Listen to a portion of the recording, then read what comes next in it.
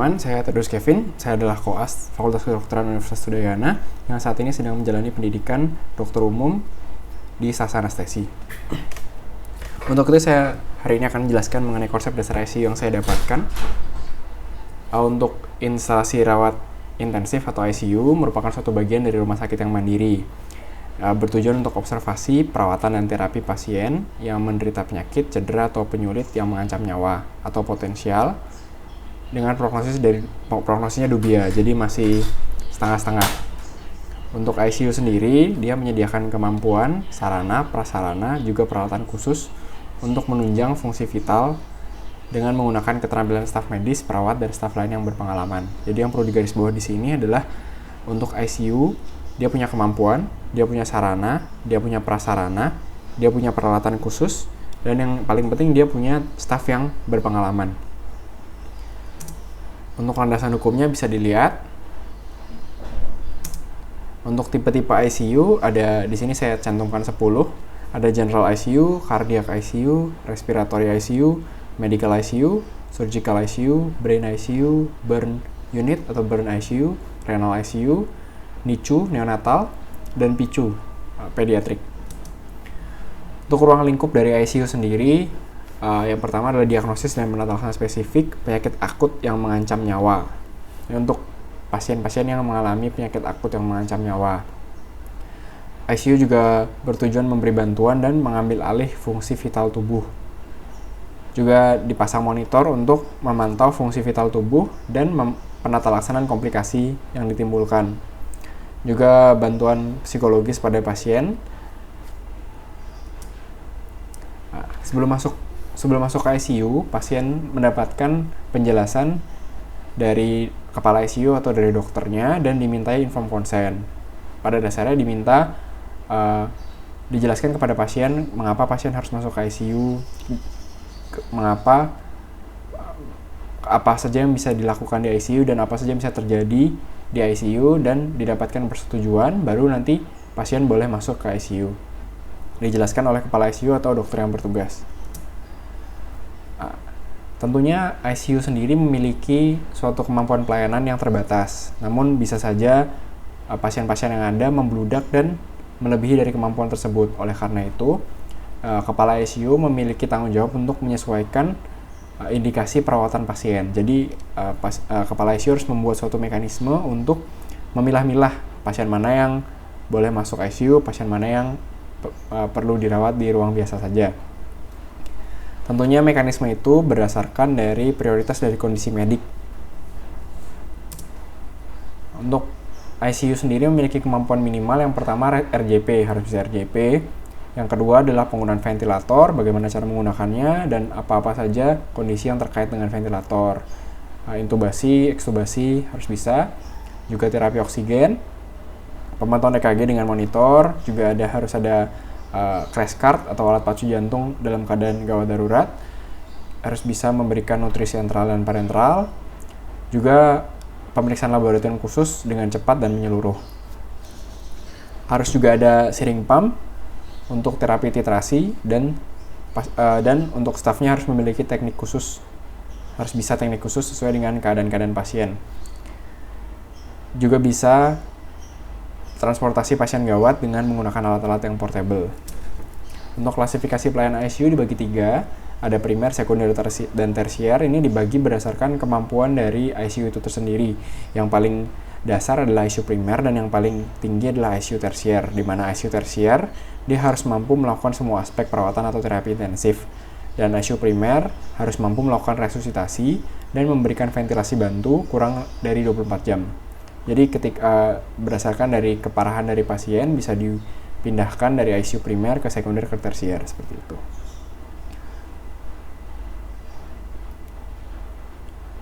Apa saja yang perlu dipikirkan sih saat pasien masuk ke ICU? Indikasi pasien masuk yang saya sebutkan tadi, yang sudah merupakan suatu mekanisme dibagi-bagi berdasarkan dari tingkat keparahan pasien. Ini pasien prioritas pertama, yaitu pasien sakit kritis, kondisinya tidak stabil. Dia butuh alat ventilasi, pemantauan ketat, dan obat-obatan vasoaktif yang kontinu. Misalnya pasien BTKV atau pasien septic shock. Pasien ini umumnya tidak mempunyai batas ditinjau dari terapi yang dapat diterimanya. Jadi bisa diberikan semua jenis obat. Untuk prioritas kedua, pasien prioritas kedua ini butuh pemantauan canggih dari ICU. Ini merupakan kategori berisiko. Biasanya pada pasien-pasien post kateter, post penyakit jantung, paru atau ginjal yang mengalami pembedahan mayor. Pasien prioritas ini tidak memiliki keterbatasan terapi juga, seperti pasien prioritas pertama. Nah, lanjut ke pasien prioritas ketiga. Ini untuk pasien-pasien yang apabila dimasukkan ke ICU, kemungkinan kesembuhan atau mendapatkan manfaat dari terapi ICU itu kecil. Misalnya penyakit keganasan yang disertai penyakit infeksi perikardial tamponade, atau sumbatan jalan nafas, atau penyakit jantung paru terminal. Nah, ini pasien-pasien yang mengalami suatu perburukan, namun apabila ditinjau, dia mendapatkan manfaat dari terapi ICU itu kecil. Pasien prioritas keempat, ini pasien yang secara umum tidak perlu masuk ke ICU. Misalnya pasien-pasien dengan post bedah vaskular perifer atau hemodinamiknya stabil, pasien stase terminal dan irreversible contohnya. Pasien yang tidak memiliki kriteria untuk masuk ICU. Yang pertama adalah pasien yang telah dipastikan mengalami brain death. Jadi untuk apa dimasukkan ke ICU kecuali untuk keperluan dari donor. Pasien-pasien yang kompeten tetapi menolak terapi tunjangan hidup yang agresif. Jadi pasiennya itu menolak dari support lewat ICU. Pasien dalam keadaan vegetatif permanen. Pasien yang secara fisiologis stabil. Nah, ini pasien ini cocoknya dimasukkan ke unit intermediate. Jadi intermediary care IC. Nah, ini ada kriteria-kriteria.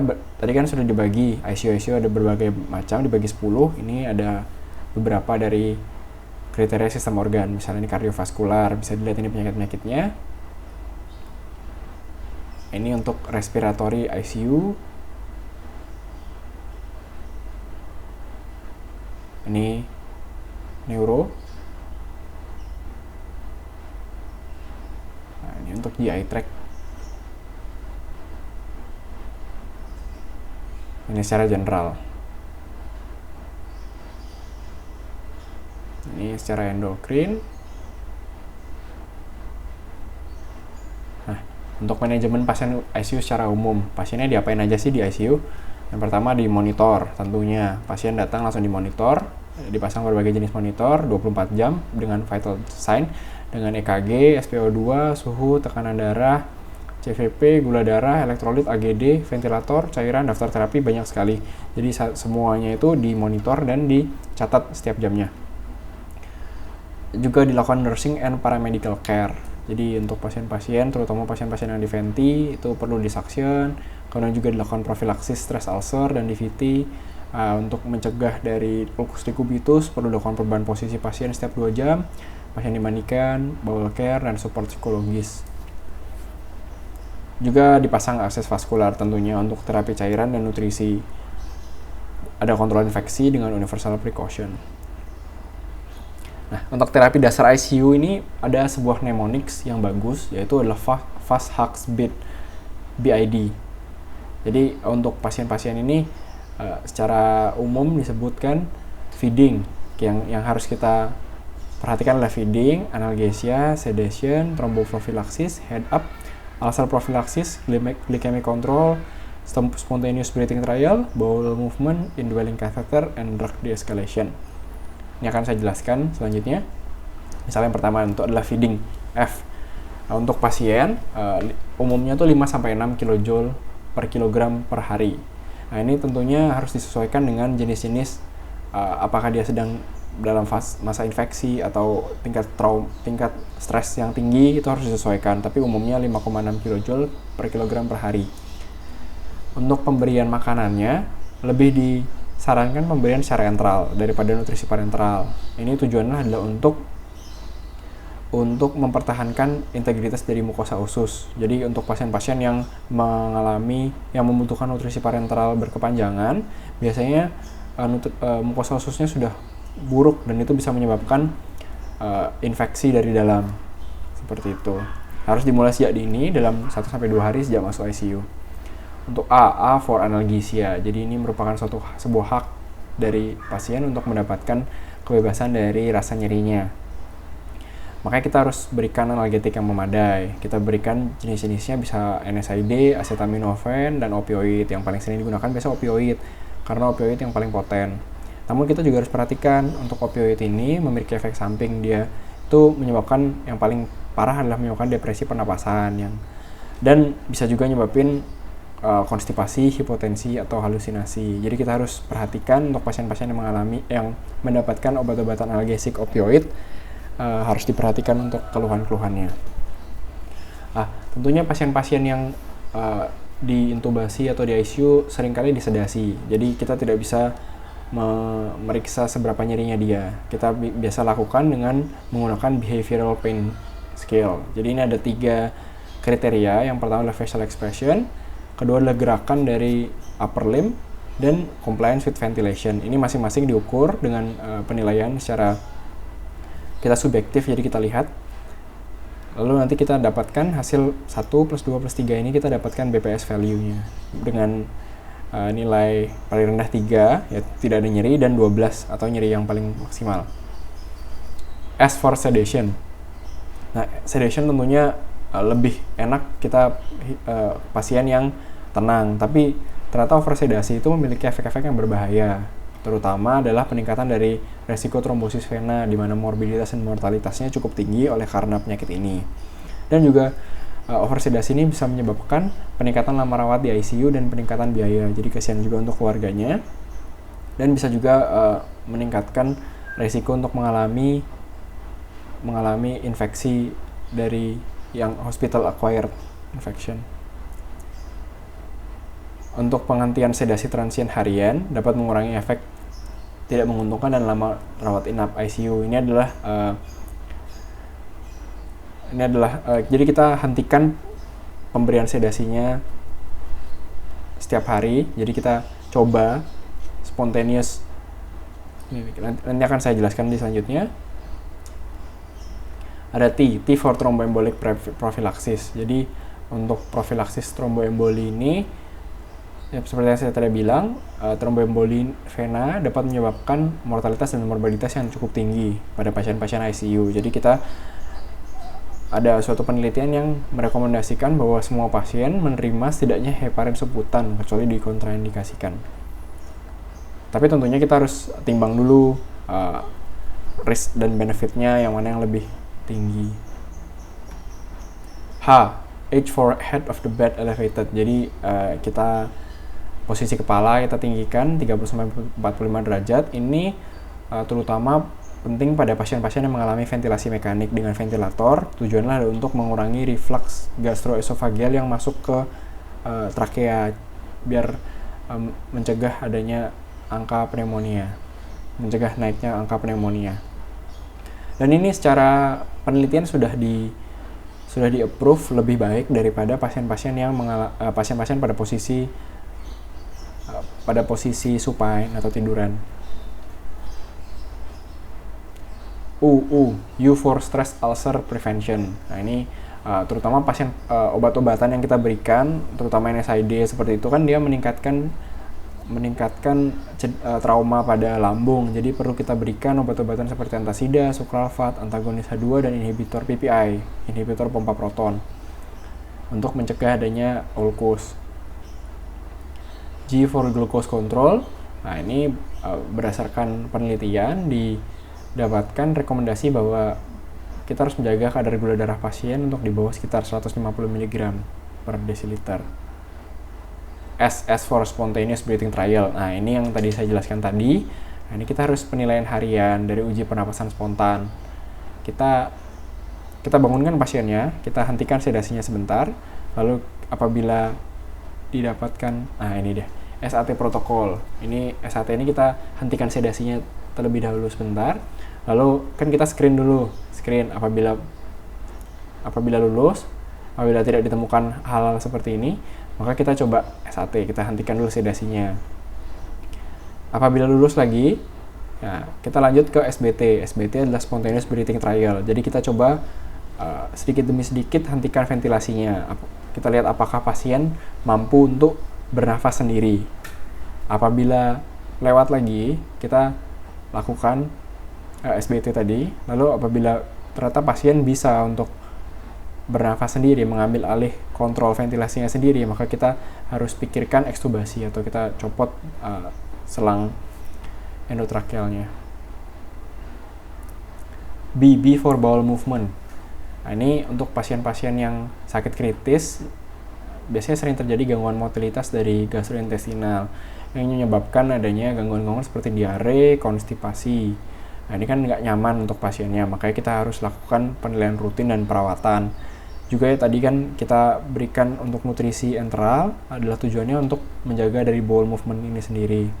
Kita harus mempertahankan fungsi usus normal pada pasien-pasien yang masuk ICU. Nah, I for indwelling catheters. Kan pasien-pasien ICU biasanya datang dengan berbagai jenis kateter terpasang. Kateter urin, kateter arteri, kateter vena sentral, arteri paru, dan dialisis. Ini kan kateter yang kita pasang itu melewati dari pelindungan alami tubuh. Jadi itu merupakan suatu benda asing yang belum tentu bersih kan. Belum tentu bersih, makanya ini bisa menjadi suatu situs untuk infeksi lokal maupun infeksi sistemik. Makanya perlu untuk kita melakukan penilaian harian untuk memikirkan masih penting nggak sih kateter ini dipasang. Apabila memang sudah dipikir tidak penting lagi, ya kita harus pertimbangkan penghentian dan pelepasan dini. Nah, lanjut ke D for de-escalation. Nah, seperti yang kita tahu, pasien-pasien ICU biasa datang dengan obat-obatan yang banyak, yang poten, dan yang broad spectrum, obat-obatan antimikroba maksud saya. Tapi itu kan tentunya bisa menyebabkan multi-drug resistant, makanya kita harus, apabila sudah ditemukan kulturnya, sudah dikultur dan didapatkan patogen apa yang menyerang, maka bisa kita ganti ke obat-obatan antibiotik yang spektrum sempit, yang narrow spektrum dengan hemat biaya dan tentunya spesifik pada patogen itu. Nah, dari apa yang saya jelaskan tadi, untuk ICU physician itu tidak hanya dituntut untuk melakukan satu hal saja, tapi harus bisa semua ini. Makanya kita perlu untuk belajar dan bekerja sama dalam satu tim untuk bisa mengontrol secara holistik aspek-aspek apa saja sih yang bertujuan untuk mengurangi masa rawat dari pasien dan agar pasien bisa pulih dengan cepat. Nah, pertimbangan kriteria keluar seperti kriteria masuk, kriteria keluar juga harus ada mekanismenya yang dibuat oleh kepala dari ICU. Secara umum, bila status fisik pasien udah stabil, tidak perlu monitoring ketat, boleh keluar dari ICU. Atau kalau misalnya status fisiknya tuh udah menurun, udah jelek, tapi nggak ada rencana intervensi aktif, jadi udah sia-sia, ya boleh keluar juga dari ICU. Indikasi pasien keluar ada pasien prioritas pertama. Yang pertama ini tidak lagi membutuhkan perawatan intensif. Atau kalau misalnya yang tadi saya bilang, kalau misalnya sudah sia-sia, tidak ada gunanya lagi terapi di ruang intensif atau prognosis jangka pendeknya buruk, maka boleh keluar dari ICU. Kalau prioritas kedua, kalau hasil pemantauan intensif itu tidak diperlukan lagi, jadi tidak perlu alat monitor. Prioritas ketiga, untuk kebutuhan terapi intensif sudah tidak ada lagi. Misalnya pasien-pasien penyakit lanjut yang tidak respon terhadap terapi ICU atau penyakit akut lainnya. Nah, mungkin sekian dari yang saya bisa bagi mengenai gambaran umum terhadap ICU. Semoga berguna dan terima kasih.